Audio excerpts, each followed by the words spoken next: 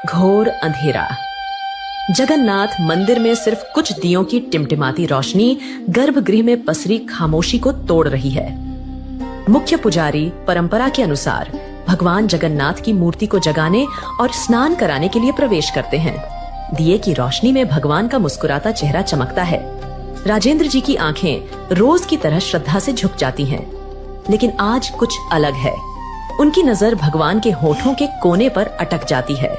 वहाँ कुछ पीला सा लगा है, दाल और चावल का एक दाना। ये क्या है? वे करीब जाकर देखते हैं। यह खिचड़ी का दाना है। भगवान के गालों पर भी हल्के पीले दाग हैं, जैसे किसी बच्चे ने जल्दबाजी में खाकर हाथ पोंछ लिए हों। राजेंद्र जी का दिल बैठ जाता है। मंदिर में खिचड़ी का भोग तो शाम को लगता है, सुबह तो बिल्कुल नहीं।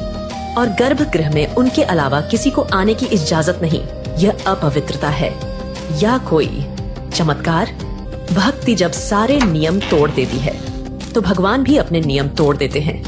ये कहानी किसी भक्त की नहीं, बल्कि उस माँ की है जिसके लिए भगवान ने अपना सिंहासन छोड़ दिया।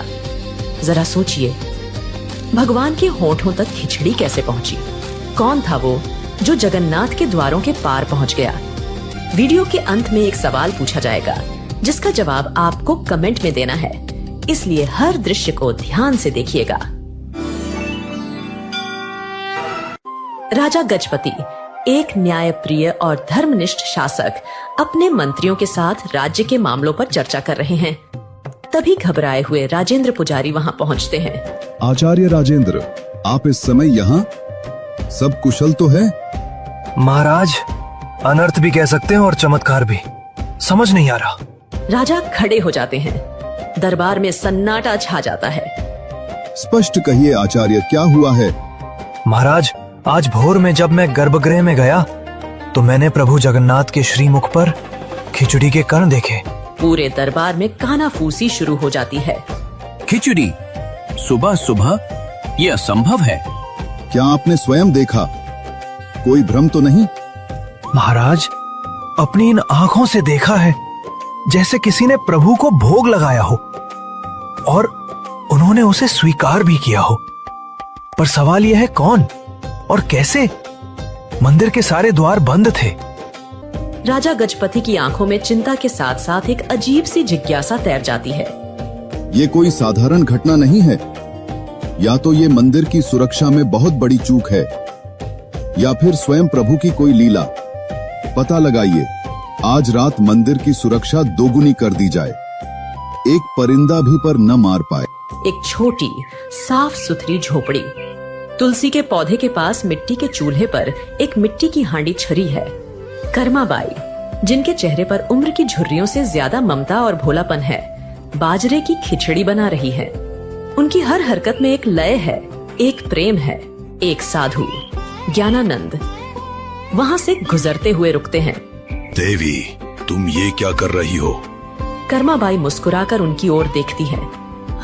प्रणाम महात्मा, अपने लाला के लिए भोग बना रही हूँ। उससे मेरी खिचड़ी बहुत पसंद है।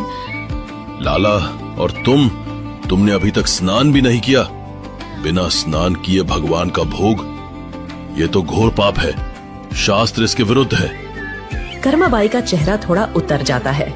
उनकी आंखों में एक बच्चे जैसी उलझन है। पर महात्मा, मेरा लाला सुबह सुबह भूखा होता है।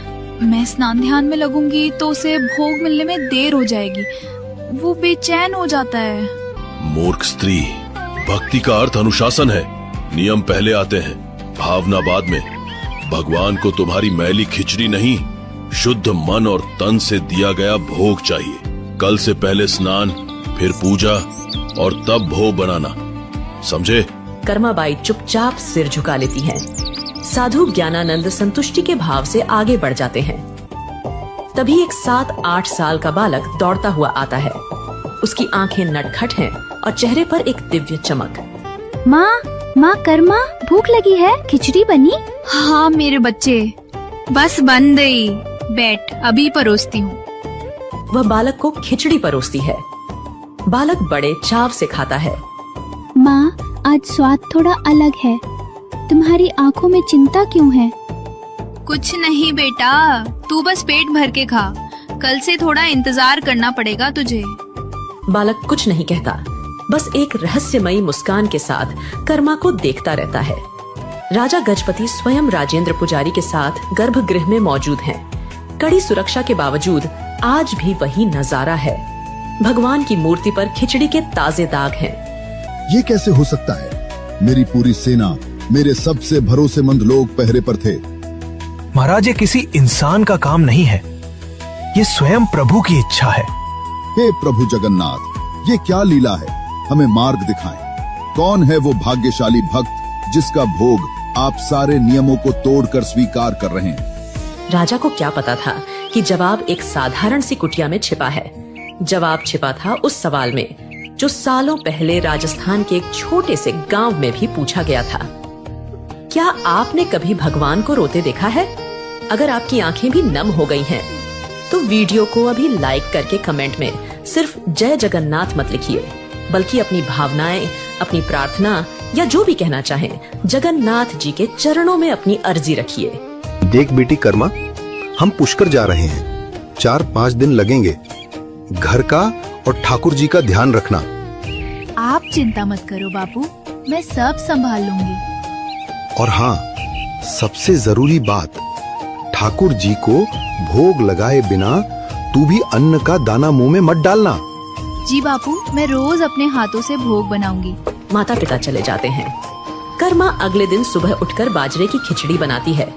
एक कांसे की थाली में खिचड़ी, ऊपर से ढेर सारा घी और गुड़ डालकर वह उसे भगवान कृष्ण की छोटी सी मूर्ति के सामने रखती है। प्रभु, भोग तैयार है। मैं जरा गाय को चारा डालकर आती हूँ, आप खा लेना। भूख लगी होगी आपको। वह काम करके लौटती है। थाली वैसी की वैसी रखी है। अरे, आपने खाया नहीं? क्यों? क्या खिचड़ी अच्छी नहीं बनी या गुड़ कम रह गया? वह थाली में और गुड़ मिलाती है, फिर इंतजार करती है। कुछ नहीं होता। शाम हो जाती है। कर्मा को अब भूख भी लग रही है। उसकी आंखों में आंसू आ जाते हैं। प्रभु, आप ऐसे क्यों कर रहे हैं? आप नहीं खाएंगे तो मैं भी नहीं खाऊंगी। मैं भूखी मर जाऊंगी। बापू ने कहा था आपके बाद ही खाना है, खा लीजिए ना। उसका भोलापन, उसका हठ और उसके आंसू गर्भगृह में पत्थर की मूर्ति को भी पिघला देते हैं। एक दिव्य प्रकाश फैलता है। मूर्ति से स्वयं भगवान श्री कृष्ण एक बालक के रूप में प्रकट होते हैं। कर्मा उन्हें देखकर डरती नहीं, बस मुस्कुराती है, जैसे उसे पता था कि वो आएंगे। रोती क्यों है कर्मा? बस पर्दा लगा दो, मैं चुपचाप भोग लगा लूंगा। अरे, इतनी सी बात थी, पहले कह देते ना प्रभु। ना आप भूखे रहते, ना मैं उपवास करती। कर्मा अपनी ओढ़नी से पर्दा करके उन्हें अपने हाथ से खिचड़ी खिलाती है। भगवान पूरी थाली साफ कर देते हैं। राजा गजपति गहरी नींद में है। उन्हें एक स्वप्न आता है। स्वप्न में भगवान जगन्नाथ स्वयं उनके सामने खड़े हैं, पर उनका चेहरा उतरा हुआ है। प्रभु, आपने दर्शन दिए, मैं धन्य हो गया। पर आप चिंतित क्यों हैं? मुझसे कोई भूल हुई? राजा, तुम्हारी व्यवस्था बहुत अच्छी है, पर एक समस्या हो गई है। आज्ञा दें प्रभु। पुरी में मेरी एक माँ रहती है, कर्मा। वो रोज सुबह मुझे बड़े प्यार से खिचड़ी खिलाती है। मुझे उसके हाथ की खिचड़ी खाए बिना चैन नहीं मिलता। राजा हैरान है। पर किसी ज्ञानी ने उसे पूजा पाठ के चक्कर में उलझा दिया है। अब वो स्नान ध्यान करके भोग बनाती है।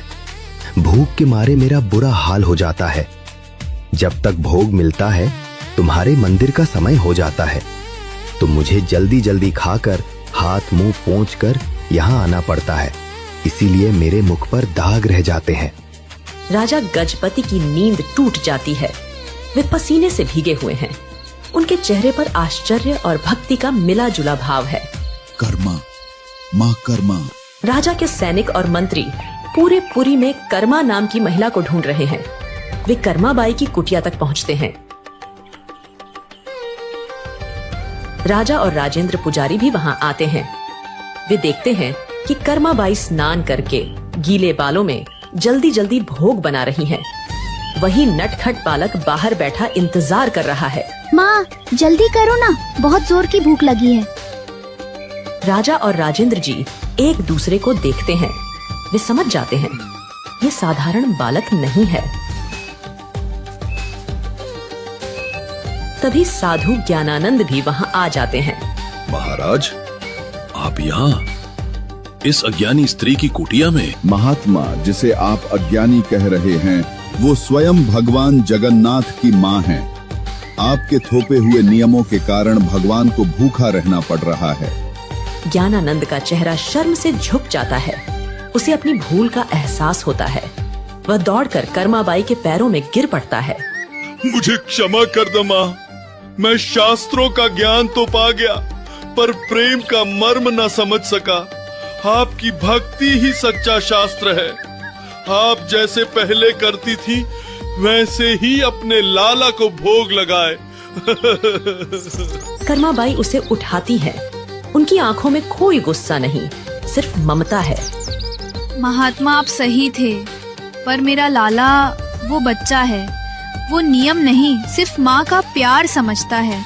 राजा गजपति और राजेंद्र पुजारी हाथ जोड़कर यह सब देख रहे हैं। उनकी आंखें नम हैं।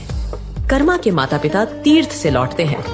माँ देखती है कि गुड़ का मटका लगभग खाली है। कर्मा, इतना सारा गुड़ कहाँ गया?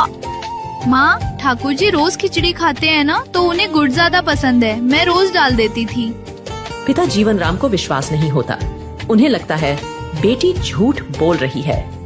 हमसे झूठ बोलती है? तूने ये खाया होगा सब। नहीं बापू, आपको यकीन नहीं तो कल खुद देख लेना। अगले दिन कर्मा फिर खिचड़ी बनाती है। माता पिता छिपकर देखते हैं। कर्मा थाली रखती है, ओढ़नी का पर्दा करती है और प्रार्थना करती है। वे अपनी आंखों से देखते हैं कि थाली में से खिचड़ी धीरे धीरे गायब हो रही है। उनके पैरों तले जमीन खिसक जाती है। वे दौड़कर अपनी बेटी के पैरों में गिर पड़ते हैं। बेटी, हमें माफ कर दे। हम तुझे पहचान न सके। तू तो साक्षात भक्ति का रूप है। समय बीत गया है। कर्माबाई अब बहुत वृद्ध और कमजोर हो गई है। वह अपनी चारपाई पर लेटी है। उनकी सांसें धीमी चल रही हैं। वही बालक जो अब भी उतना ही बड़ा है, उनका हाथ पकड़कर उनके पास बैठा है। लाला, अब मुझसे उठा नहीं जाता। आज खिचड़ी कैसे बनाऊंगी? तू भूखा रह जाएगा। तुम चिंता मत करो माँ, तुमने मुझे जीवन भर खिलाया। आज मैं तुम्हें अपने साथ ले जाने आया हूँ, जहाँ तुम्हें मेरे लिए कुछ बनाना नहीं पड़ेगा। कर्माबाई मुस्कुराती हैं और शांति से अपनी आंखें बंद कर लेती हैं। उनकी आत्मा शरीर छोड़ देती है। मंदिर में कोहराम मचा है। भगवान जगन्नाथ की मूर्ति की आंखों से अविरल आंसुओं की धारा बह रही है। पत्थर की मूर्ति रो रही है। राजा गजपति और राजेंद्र पुजारी भागे भागे आते हैं। वे यह दृश्य देखकर कांप उठते हैं। हे प्रभु, ये क्या हो रहा है? हमसे क्या अपराध हुआ? राजा गजपति समझ जाते हैं। वे हाथ जोड़कर प्रार्थना करते हैं। रात को राजा को फिर स्वप्न आता है। भगवान जगन्नाथ एक छोटे बच्चे की तरह सुबक सुबक कर रो रहे हैं। राजा, मेरी माँ चली गई। मेरी कर्मा माँ मुझे छोड़कर चली गई। अब मुझे सुबह सुबह प्यार से खिचड़ी कौन खिलाएगा? अब मैं किसका इंतजार करूंगा? राजा की नींद खुलती है। उनकी आंखों से भी आंसू बह रहे हैं। लेकिन ये एकमात्र माँ नहीं थी। ऐसी और भी कहानियां हैं जहां भक्ति ने भगवान को विवश कर दिया। राजा गजपति ने सभी पुजारियों और पूरे राज्य के लोगों को इकट्ठा किया है। उनका चेहरा दृढ़, निश्चय और गहरी भावना से भरा हुआ है। आज से और इस सृष्टि के अंत तक भगवान श्री जगन्नाथ को अर्पित होने वाले 56 भोग से भी पहले सबसे पहला भोग मेरी माँ, भगवान की माँ कर्माबाई के नाम से बाजरे की खिचड़ी का लगाया जाएगा, ताकि मेरे प्रभु को कभी ये न लगे कि उनकी माँ उन्हें छोड़कर चली गई है। उनकी माँ अब यहीं है, हम सबके दिलों में और इस मंदिर की परंपरा में हमेशा के लिए। और इस तरह एक साधारण किसान की बेटी अपने निश्चल प्रेम और भक्ति से जगन्नाथ की माँ बन गई। आज भी जगन्नाथ पुरी में हर सुबह दुनिया के सबसे शक्तिशाली भगवान अपनी माँ के हाथ की खिचड़ी के लिए एक बच्चे की तरह इंतजार करते हैं। अब देखते हैं आप में से किसने इस कहानी को ध्यान से देखा है। एक सवाल है आपके लिए उत्तर दे हो सकता है कि अगली वीडियो में आपका नाम आ जाए। प्रश्न, खरमाबाई पहली बार भगवान को कौन सी चीज का भोग लगाती है? ए, दूध और केला, बी, बाजरे की खिचड़ी, सी, पूरी सब्जी, डी, दूध चावल। सही उत्तर कमेंट में लिखे। अगर आपकी आंखों में भी आंसू आ गए तो आप भी जगन्नाथ के भक्त हैं, जो इस कलयुग के सबसे जागृत देवता है। हमसे जुड़िए, सब्सक्राइब करें और इस भावना को दुनिया तक पहुंचाएं।